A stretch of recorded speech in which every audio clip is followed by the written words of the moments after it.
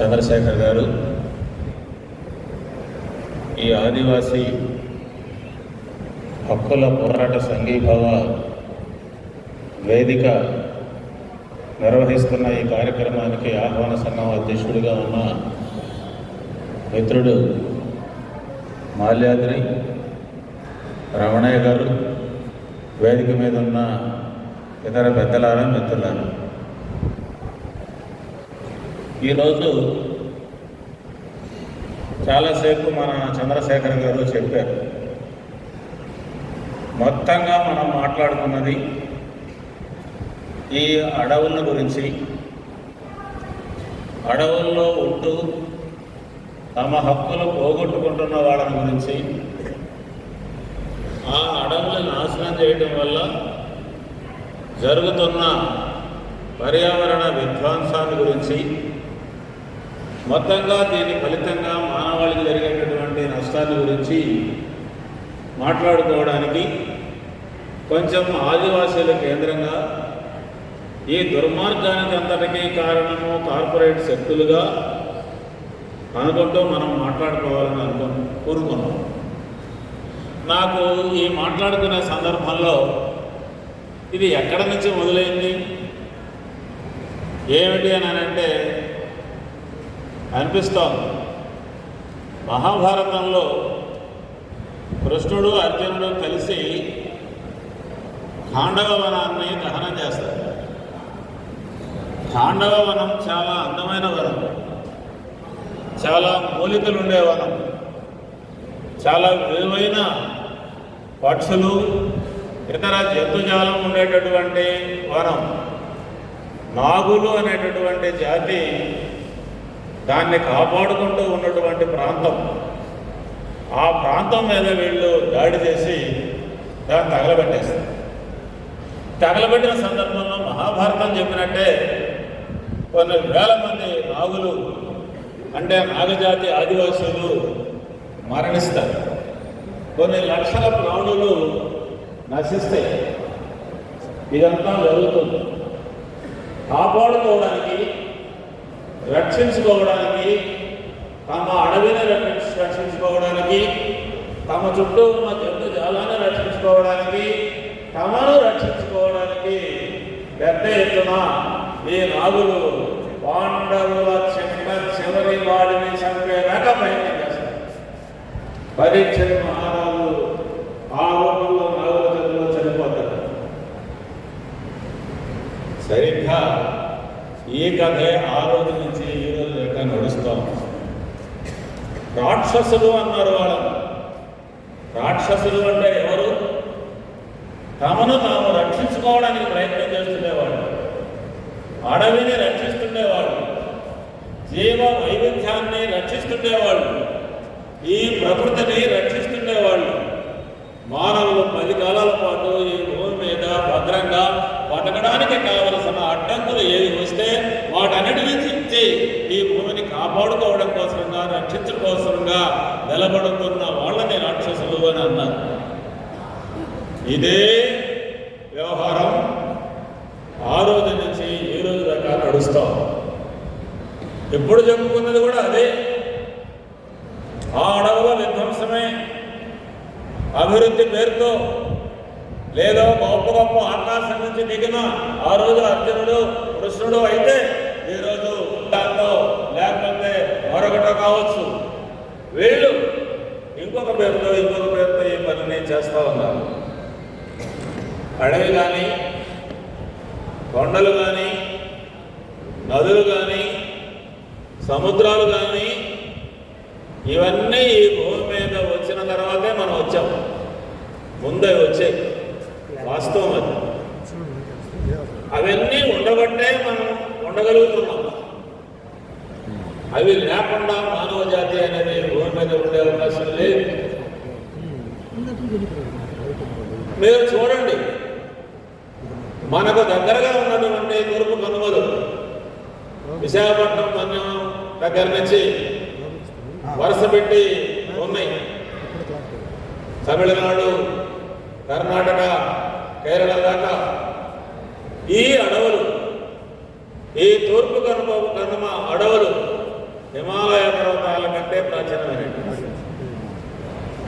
పశ్చిమ కనుమలు అటు మహారాష్ట్ర, గోవా, గుజరాత్ ఈ ప్రాంతాలకు ఉన్నటువంటి పశ్చిమ కనుమలు మాధవ గాడ్గిల్ రిపోర్టు ప్రకారం ప్రపంచంలోనే అత్యుత్తమ జీవ వైవిధ్యం ఉన్నటువంటి ప్రాంతం. వరల్డ్ ప్రపంచంలోనే అత్యుత్తమమైనటువంటి పలు రకాలైన జీవులు ఉన్నటువంటి ఒక మహత్తరమైనటువంటి ప్రాంతం. అమెజాన్ అడవులు ఎక్కడో ఉన్నాయి. ప్రజలకి ఊపిరితిత్తులు అని చెప్పబడేటటువంటి మొత్తం భూగోళపు ఊపిరితిత్తి ఎవరనంటే అమెజాన్ అడవి అని చెప్తాం. ఈ భూమి మీద ఒక అంచనా ప్రకారంగా 7,500 రకాల పోషక ఆహారపు మొక్కలు ఉన్నాయి. 7,500కు పైగా ఉన్నాయి. మనము తింటున్నవి ఇంత పోతే 3,000. ఇప్పుడు కాదులేండి, ఒకప్పుడు. ఇప్పుడు తింటున్నది మనం తినే దాంట్లో 66% మూడే. గోధుమలు, బియ్యము, మొక్కజొన్నలు, ఈ మూడే మన కొంపని ముచ్చినట్టు కూడా. మరి ఇంత పెద్ద వైవిధ్యం, కొండలు కానివ్వండి, అడవులు కానివ్వండి, అలాగే నదులు కానివ్వండి, మానవ నాగరికత అంతా అడవుల తీరాల్లోనే వెలిసింది. ఎలా ఇప్పటిదాకా 20 లక్షల సంవత్సరాల పాటు మనిషి వీటితో పాటు జీవించాడు. ప్రకృతిలో భాగంగానే బతికాడు. ప్రకృతిలో చెట్టెట్నో, పుట్టెట్నో, జంతుగట్నో, పెట్టెట్నో, అదేవిధంగా మానవుడు కూడా ప్రకృతిలో భాగంగా బతికాడు.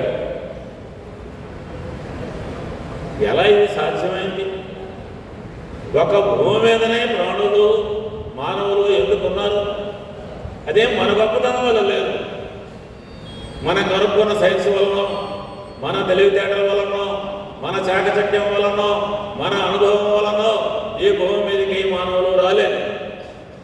ఈ భూమి సూర్యుడికి అంత దూరంలోనూ లేదు, అంత దగ్గరగానూ లేదు. ప్రకృతి అలా నిర్ణయించింది.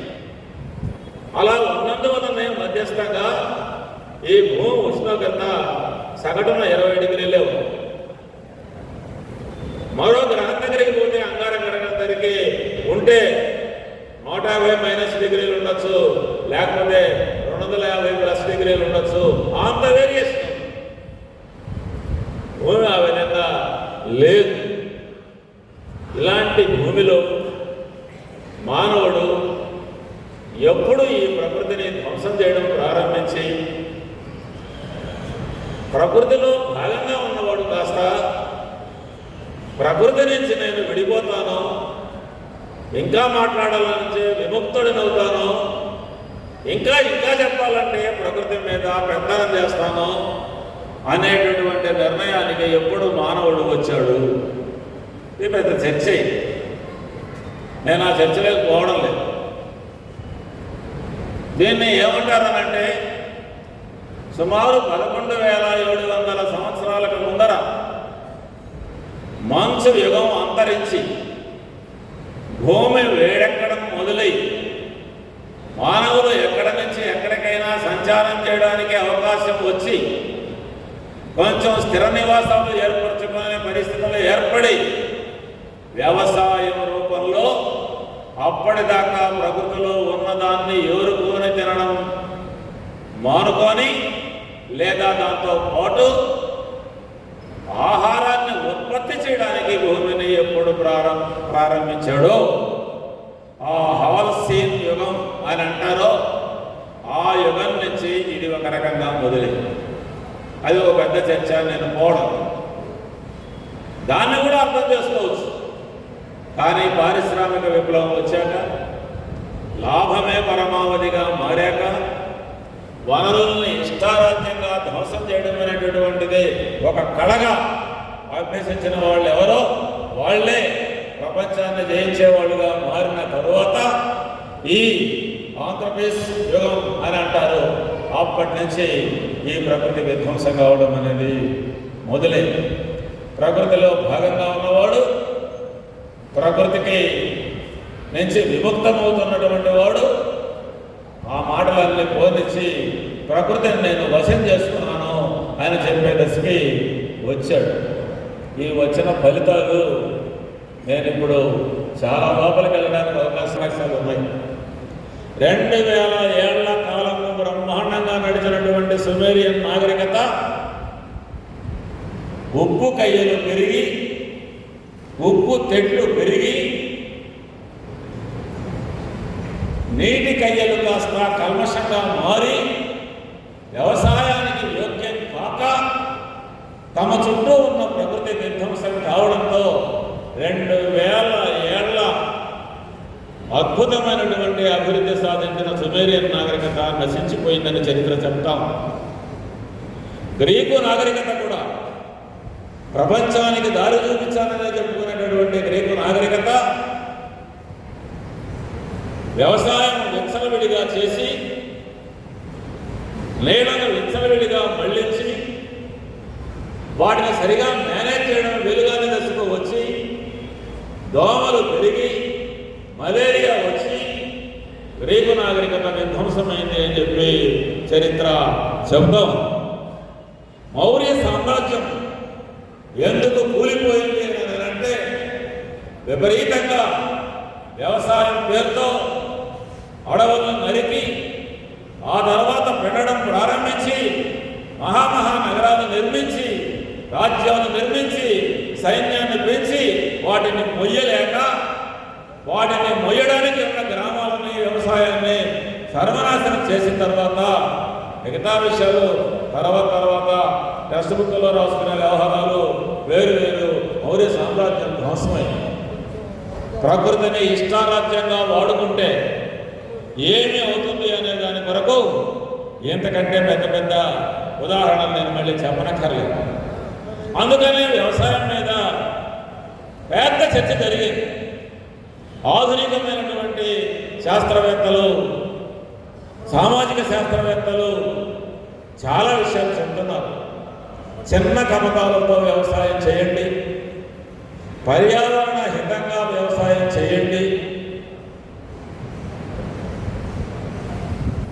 అంతేకాదు వ్యవసాయంలో భూమి ఎంత ప్రధానమో, రైతు ఎంత ప్రధానమో, వినియోగదారుడు ఎంత ప్రధానమో ఈ ముగ్గురికి సమానమైనటువంటి గౌరవం, ముగ్గురికి సమానమైన రక్షణ. రైతు బాగుండడమే కాదు, భూమి కూడా బాగుండాలంటే మొత్తం పర్యావరణం కూడా బాగుండాలి అనేటటువంటి పాఠాలు చెప్పారు. కానీ వినేవాళ్ళు మనకు వినడం మొదటి నుంచి అలవాటు. ఇష్టం వచ్చినట్టుగా ధ్వంసం చేయడం అనేది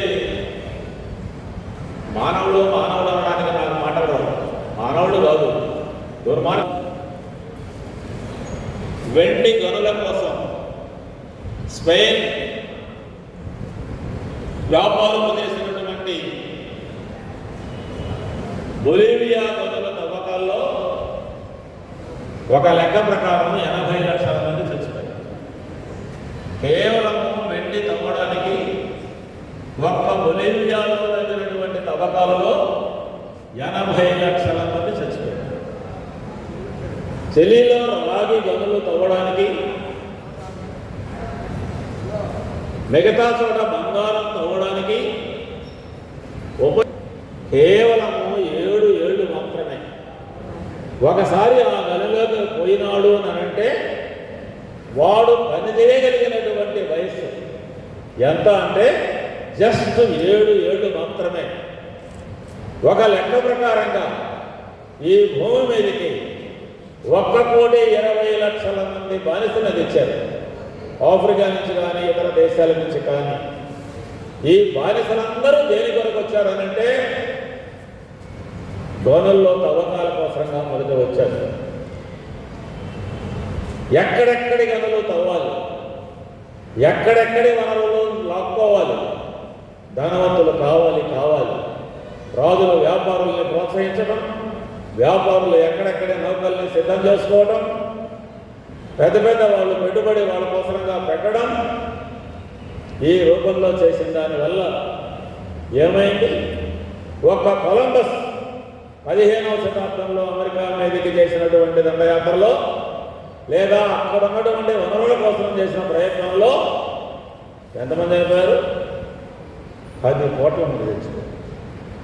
మానవ విధ్వంసం అనేటటువంటిది ఏ రూపంలో జరిగిందనే దానికి ఇవన్నీ లెక్కలు. దీని ఫలితం 19వ శతాబ్దం నాటికి ఈ భూమి మొత్తాన్ని, ముఖ్యంగా ఈ భూమిలో ఉన్నటువంటి 4వ వంతుని కేవలం 12 దేశాలు ఆక్రమించుకున్నారు.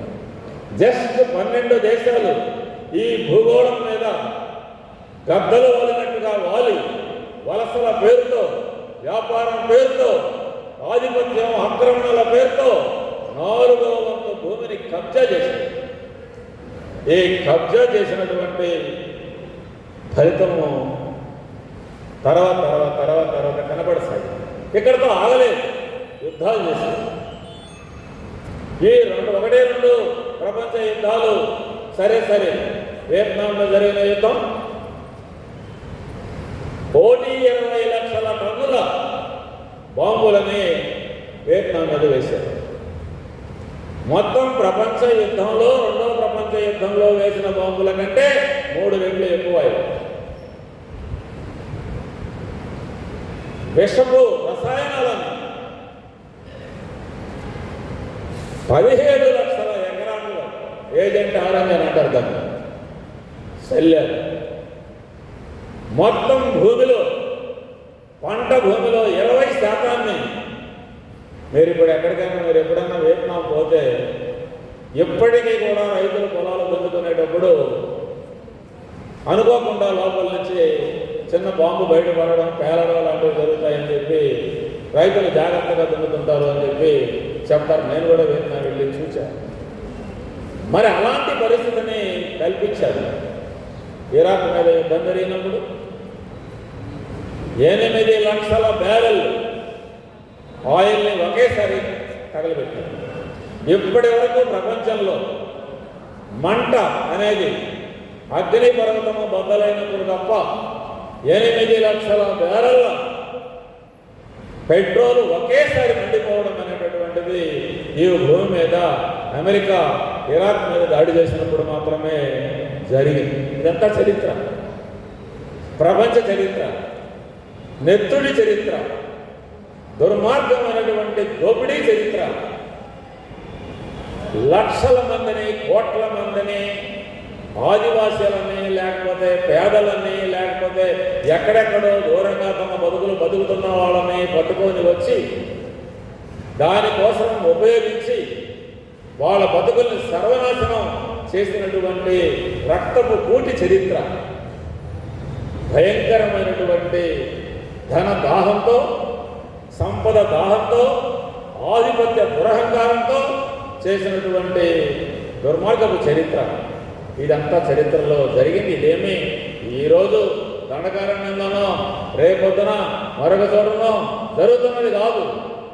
మానవ ప్రయత్నం ఒకవైపున ప్రకృతి మీద విజయం సాధించడం అనే పేరుతో పెత్తనం చేయడానికి, ఇంకొక వైపున సర్వం తన గుప్పిట్లో పట్టుకోవాలనేటటువంటి శక్తులు అభివృద్ధి చెందడం ఈ 2 కారణాలతోనే. చాలామంది మన పిల్లలకి పాఠాలు చెప్తూ ఉంటారు.